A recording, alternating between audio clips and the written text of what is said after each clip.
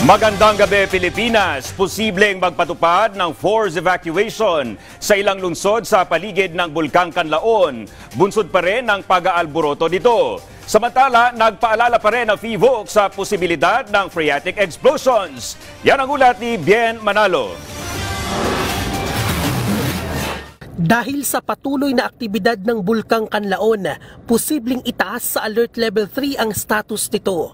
Dahil dito, inaalerto ang mga residenteng nakatira malapit sa bulkan sa paglalabas ng kautusan ng lokal na pamahalaan. Kaugnay sa sapilitang paglikas o forced evacuation sa La Carlota City at La Castellana Negros Occidental. Suspendido pa rin ang klase sa lahat ng antas sa La Castellana at La Carlota City. Ayon sa FIVOC, 5 volcanic earthquakes naman ang naitala sa paligid ng Bulkang Kanlaon sa nakalipas na 24 oras. 10,880 na tonelada ng asupre ang ibinuga ng bulkan, kaya't hindi inirekomenda ang pagpasok sa 4 kilometers Radius Permanent Danger Zone o PDZ.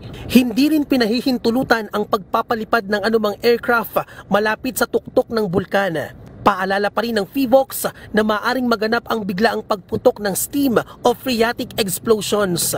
Bien Manalo para sa Pambansang TV sa Bagong Pilipinas.